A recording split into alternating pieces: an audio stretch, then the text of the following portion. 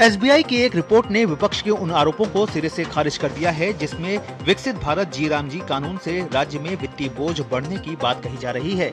SBI report के मुताबिक विकसित भारत जी राम जी कानून से राज्यों को 60-40 के अनुपात में वित्त पोषण में बदलाव के बावजूद 17,000 करोड़ रुपए का शुद्ध लाभ होगा।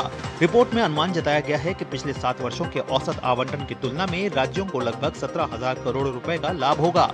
रिपोर्ट में कहा गया है कि संशोधित अनुपात से राज्य की वित्तीय स्थिति बिगड़ने या अधिक उधार लेने के लिए मजबूर होने की आशंकाएं निराधार हैं। रिपोर्ट में ये भी कहा गया है कि राज्य संशोधित वित्त पोषण संरचना के तहत अपने 40% योगदान का प्रभावी ढंग से उपयोग करके नतीजों में और सुधार कर सकते हैं।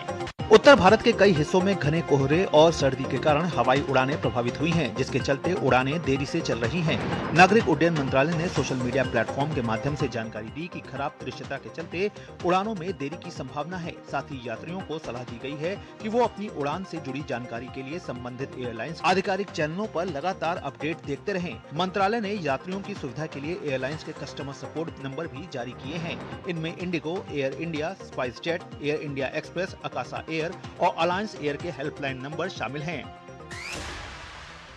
राजधानी की सर्द सुबह में भी कर्तव्य पथ पर भारतीय सशस्त्र बलों के जवानों ने 26 जनवरी को होने वाली गणतंत्र दिवस परेड की रिहर्सल की। जवान कदम ताल मिलाते हुए कर्तव्य पथ पर उतरे। चारों ओर कोहरे की चादर भी उनके उत्साह को डिगा नहीं सकी। जवानों की सधी हुई चाल और दमदार उपस्थिति ने कर्तव्य पथ को देशभक्ति के रंग में रंग दिया। कर्तव्य पथ पर घुड़सवार सेना के दस्ते ने भी रिहर्सल की। आसपास मौजूद लोग भी ये दृश्य देखकर खुद को जोश से भरता हुआ महसूस करते दिखे।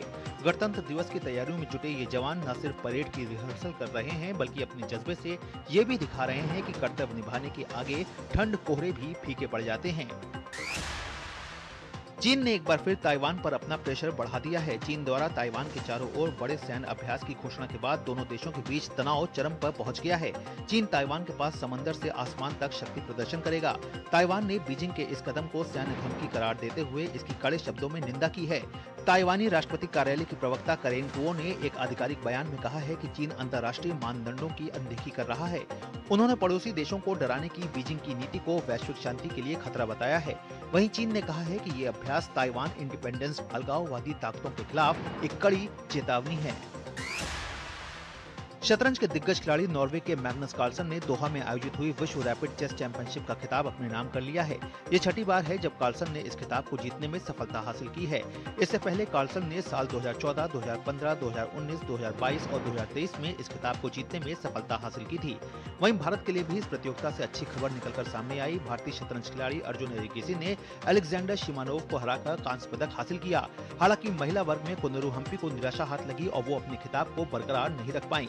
कुनेरू हम्पी को कांस्य पदक से संतोष करना पड़ा।